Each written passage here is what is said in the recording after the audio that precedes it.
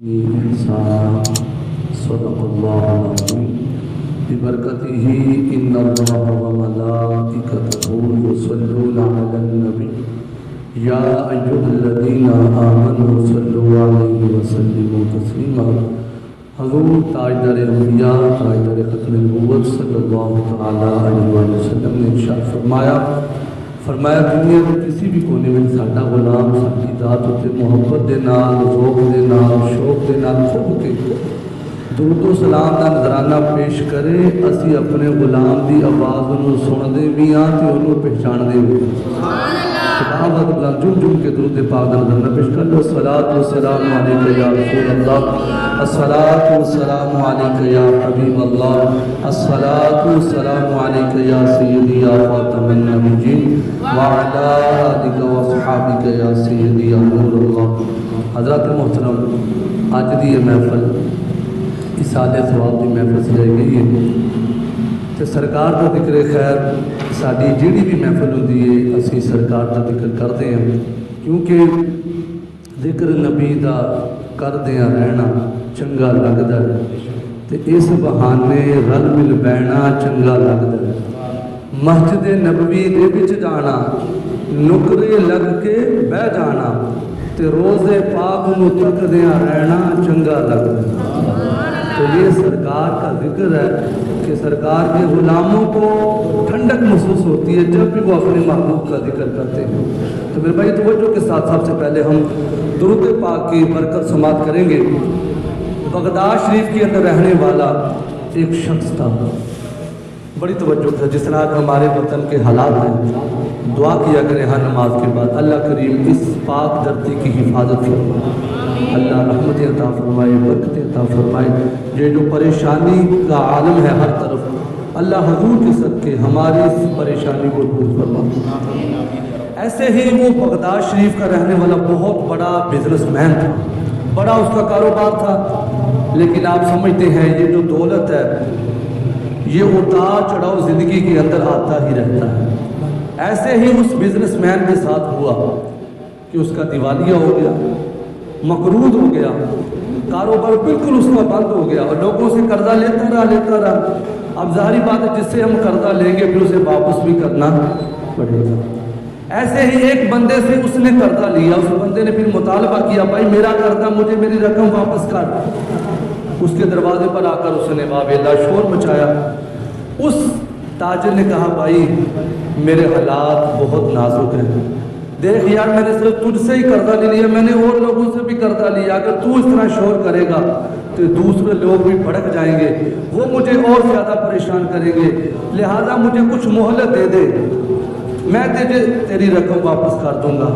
उसने कहा नहीं, मैं तुझे मज़ीद मोहलत नहीं देना चाहता, चल मैं तुझे अदालत के अंदर कादी साहब के पास लेकर जाता हूँ। अब कादी साहब के पास जाता है।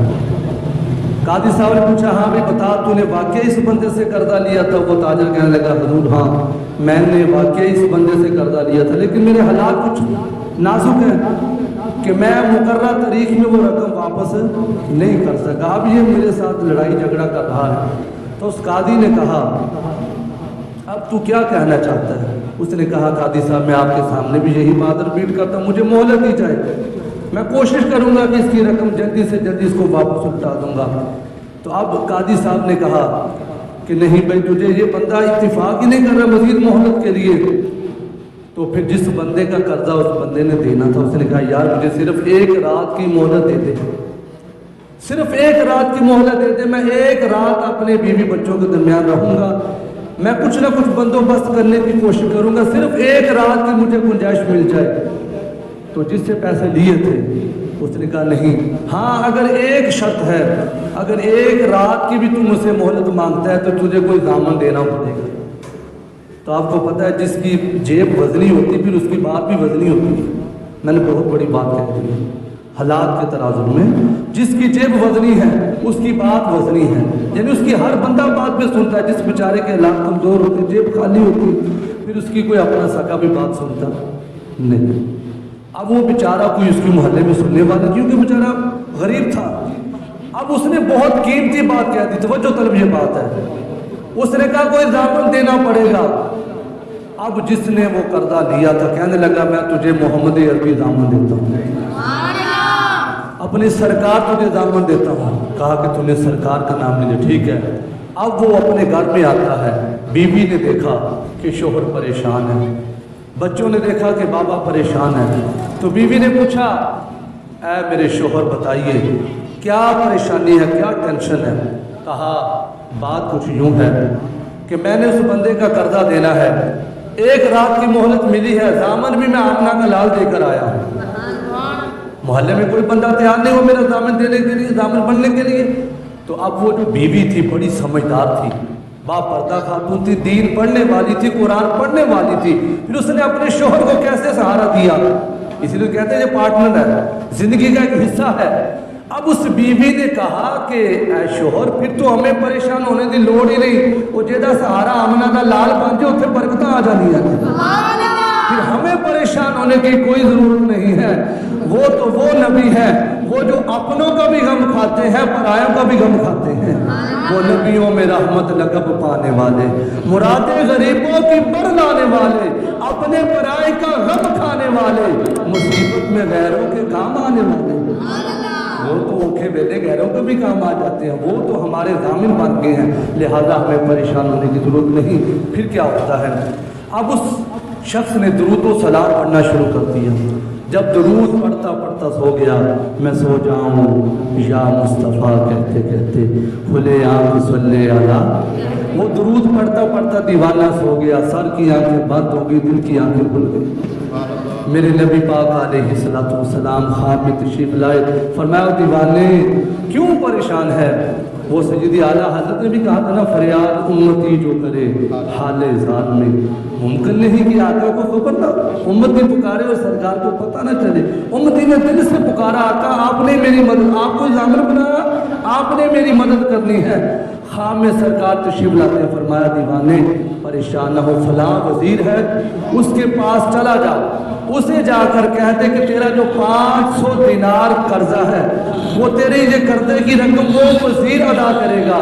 تو یہ غلام عرض کرنے لگا حضور میں اس وزیر کے پاس تو چلا جاؤں گا، اگر اس وزیر نے کوئی نشانی مانگ لی کہ واقعی تجھے سرکار نے بھیجا، کوئی نشانی بتا، تو سرکار نے فرمایا نشانی یہ ہے، دیکھیے میرے نبی پاک علیہ السلام اپنے غلاموں کے احوال سے باخبر ہیں، اپنے غلاموں کے اعمال کو چیک کرتے ہیں۔ محبوب نے فرمایا اس وزیر سے جا کر کہنا تو ہر روز جب رات کو سوتا ہے نا 1000 مرتبہ درود پاک پڑھ کر پھر سوتا ہے۔ حضور ہماری درود کی گنتی کو بھی جانتے ہیں۔ تیری عطا سے خدایا حضور جانتے ہیں، جو ہو چکا ہے جو ہوگا حضور جانتے ہیں، وہ مومنوں کی تو جانوں سے بھی قریب ہوئے، کہاں سے کسی نے پکارا حضور جانتے ہیں، حضور جانتے ہیں۔ اب پیارے آقا کریم علیہ السلام نے فرمایا نشانی کی بات جو ہے وہ یہ ہے، اسے جا کر کہنا کہ کل رات جب تو نے درود پاک پڑھا تھا تو تجھے پڑھتے پڑھتے نا تھوڑا سا شک پڑ گیا کہ پتہ نہیں میرا درود پورا ہوا ہے یا، یہ نشانی ہے اس کی، اسے جا کر بتا دینا تیرا درود 1000 مرتبہ مکمل ہو چکا تھا لیکن تجھے شک پڑ گیا تھا، جا کر اس کو یہ بات بتا دینا۔ وہ بندہ صبح اٹھتا ہے، واقعی یارو جسے سرکار کا دیدار ہو جائے اس کی تو عید ہو جاتی ہے، سرکار کا دیدار کرنے کے بعد وہ پریشانی بھی حل ہو گئی، جلدی جلدی وزیر صاحب کے پاس جاتا ہے، وزیر صاحب سے کہا السلام علیکم، وزیر صاحب نے کہا ہاں بھائی کیا کام ہے، سلام کا جواب دینے کے بعد پوچھا، کہا کہاں سے آئے ہو، کہا آیا نہیں ہوں بھیجا گیا ہوں، گل میں چور سی نا، گل یہ سی آیا نہیں ہوں بھیجا گیا ہوں، کہا کہ بتائیے کیا مسئلہ ہے، کہا بات کچھ یوں ہے، میرے اوپر قرضہ اتنا ہے اور سرکار میری خواب میں تشریف لائے ہیں اور سرکار نے فرمایا کہ 500 دینار تو نے میرے قرضے کی رقم ادا کرنی ہے. اس وزیر نے وہ سواری پر جانے لگا تو اس نے سواری کو چھوڑا, نیچے اترا, اس کو کمرہ خاص میں لے گیا, اونچی جگہ پر بٹھایا اور آپ نیچے بیٹھ گیا. آخیا ہوں دوبارہ پھر میرے نبی کی گل سنا. سرکار کی دقت کی گل سی نا. آخیا دوبارہ پھر وہ گل سنا, رپیٹ کر دوبارہ کہ میری سرکار نے تیری خواب میں جا کے کی آخیا ہے. آخیا کہ سرکار نے خواب دے وچ آ کے مینوں تیرا نام لے کے آخیا ہے کہ انہوں جا کے آخنا ہے کہ ساڈا جڑا قرضہ ہے تو لانا ہے. اللہ اکبر. اس وزیر نے جب سنا کہ نشانی پھر وہ ساری بات سنا دی. وزیر نے اس کی پیشانی کو بوسہ دیا, اس کی پیشانی کو چوما, کہا یار تیرا خواب واقعی سچا ہے, میرے ساتھ واقعی رات درود پاک پڑھتے مجھے شک پڑی تھی, لیکن میرے نبی ساری چیزوں سے واقف ہیں. لیکن بات کچھ یوں ہے, وہ وزیر کہنے لگا اے حضور کے غلام یہاں بیٹھ جا. 500 دینار اس کی جولی میں ڈال دیے, کہا یہ تیرے قرضے کی رقم ہے. پھر 500 دینار اس کی جولی میں ڈال دیا اور کہا یہ تیرے بچوں کے لیے ہے. پھر 500 دینار ڈال دیے, فرمایا یہ تیرے کاروبار کے لیے ہے. پھر 500 دینار کہتے ہیں سونے کے سکے کو, درہم کہتے ہیں چاندی کے سکے کو. پھر 500 دینار اس لیے ڈالا کہ تو جڑا خواب ویکھیا ہے سچا ویکھیا ہے, اور کہا یہ 2500 دینار میں تیری جولی میں ڈال رہا ہوں. پھر کیا ہوتا ہے مختصر, وہ بندہ جلدی واپس آتا ہے, جس کا قرضہ دینا تھا اس کو ساتھ لے گا, چل عدالت میں چلتے ہیں. جج صاحب کے پاس جا کر ساری بات ہوتی ہے, تیری قرضے کی رقم واپس کی جائے گی. جب عدالت میں وہ بندہ پہنچتا ہے, وہ جو جج تھا اس نے دیکھا کہ جیسے ہی وہ غلام آیا جج اٹھ کے کھڑا ہو گیا. پروٹوکول ہے حضور کے غلاموں کا, کیونکہ دامن مصطفیٰ سے جو نپٹا وہ یگانہ ہو گیا, جس کے مصطفیٰ ہو گئے اس کا. تو علامہ اقبال نے بھی یہی کہا تھا کہ محمد سے وفات نے تو ہم تیرے ہیں, یہ جہاں چیز ہے کیا لوح و قلم. دیکھیے وہ جج اٹھ کے کھڑا ہو گیا, ویلکم کیا, کہا کہ بھائی باقی بات بعد میں ہوگی, تیرے قرضے کی بات یہیں پر روک دی جاتی ہے, تیرے جو قرضے کے پیسے ہیں نا وہ میں خود ادا کروں گا. کہا کہ آپ کو کیا بنا, کہا کہ جو نبی رات تیرے خواب میں آیا تھا وہ میرے خواب میں بھی آئے تھے. کہا کہ وہ دیوانے, اس میرے دیوانے کا قرضہ تو نے اتارنا ہے, اور یہی نہیں قرضے کی رقم بھی اتارنی ہے, اتنے پیسے اپنی طرف سے اسے نذرانہ بھی پیش کرنا ہے. اللہ اکبر. جب جج نے بھی یہ رقم ڈبل پیش کر دی تو ٹوٹل 3500 وہ دینار بن گئے. اب 500 دینار باقی رہ گئے تھے. اب جس کو قرضہ دینا تھا اس نے بھی کہا بھائی میں قرضہ لینے کی بجائے 500 دینار اس کو پیش کرتا ہوں. پوچھا یار تجھے کیا بنا, تو نے تو پیسے لے, تو جو شور مچایا وہ نے کہا جو نبی رات تیرے خواب میں آئے تھے, جو نبی رات اس جج کے خواب میں آئے تھے, وہی نبی رات میرے خواب میں آئے تھے. اور دیوانے قرضہ واپس کر دے, اسے وہ رقم اس کو معاف کر دے اور اپنی طرف سے 500 تو نے اسے پیش کرنا ہے. کیوں میرے آقا مشکل جو سر پہ آ پڑی تیرے ہی نام سے تبھی, مشکل کشا ہے تیرا نام, تم پہ لاکھوں کروڑوں درود و سلام. یارو مہمان جن نے بیٹھے گل توجہ طلب ہے, یارو بندے کو 1 روپیہ بھی نہ ہو رہے تو بندے میں 4000 دینار لب جانا. کوئی تو گل کمال دی ہے, وہ کمال کی سی سرکار تے درود پڑھیا سی. یہ درود پاک دی برکتاں نے کہ خالی جیباں بھی درود دی برکت نہ بھر جاندی ہیں. حضرت مولا کائنات کے سامنے ایک سوالی آ گیا نا, کافراں نے آخیا کہ مولا کائنات کچھ نہیں دے سکتے, یہ اتنے اپنے کام کاج واسطے آئے نے. جس ویلے سوالی مولا کائنات کے سامنے آیا, حضرت مولا کائنات نے 10 باری درود پاک پڑھ کے نا وہ سوالی دیتے دیتے پھوک ماری, فرمایا مٹھی بند کرتا.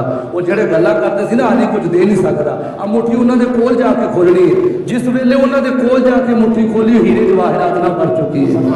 اہل نظر کی آنکھ کا تارا علی گل.